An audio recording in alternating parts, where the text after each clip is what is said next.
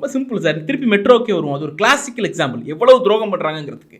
India முழுக்க எல்லா மெட்ரோக்கும், Pune, Maharashtra, Bangalore, UP, Noida, எல்லா மெட்ரோவுக்கும் ஒன்றிய அரசாங்கமும் மாநில அரசாங்கமும் சேர்ந்து செய்கிற ப்ராஜெக்டாக தான் இருக்குது. ஆனால் சென்னை மெட்ரோ ஃபேஸ் 2 மட்டும் ஸ்டேட் செக்டார் ப்ராஜெக்டாக 2024 வரைக்கும் இருக்கே.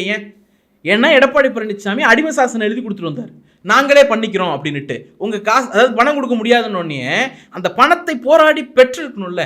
அப்போ எல்லாம் செய்யக்கூடிய பாஜக அந்த பணத்தை அன்னைக்கே கொடுத்துருக்கணும்ல. ஆனால் அமித்ஷாவை கூப்பிட்டு வந்து அடிக்கல் நாட்டினார் தேர்தல் காலத்தில். 2021 தேர்தல் காலத்தில் 10,000 கோடி, அந்த அம்மா நிர்மலா சீதாராமன் கோடி ரூபாய் பட்ஜெட்லேயே 60,000 கோடி ரூபாய் அப்படின்னு அறிவிச்சாங்க. ஆனால் 2024 திராவிட முன்னேற்ற கழகம் போராடி அந்த உரிமையை பெறுகிற வரைக்கும் அது மாநில அரசு திட்டம்னு எடப்பாடி பழனிசாமி கையெழுத்து போட்டு வந்தார்.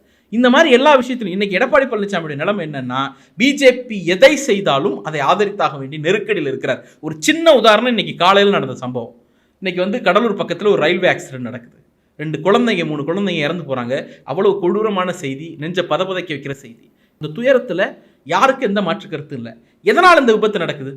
ஒரு அலட்சியம். யாரோட அலட்சியம்? ஒரு கேட் கீப்பருடைய அலட்சியம், ஒன்றிய அரசனுடைய ரயில்வேக்கு கீழே இருக்கக்கூடிய ஒரு பணியாளரின் அலட்சியம். இன்னொன்று, இந்தியா முழுக்க பாதுகாப்பு கவாச் அம்சங்களை எத்தனை கிலோமீட்டருக்கு பொறுத்திருக்கிறீங்க? 2000 கிலோமீட்டருக்கு குறைவாக தான் பொறுத்திருக்கீங்க அப்படிங்கிற குற்றச்சாட்டை வச்சுக்கிட்டே இருக்கிறோம்.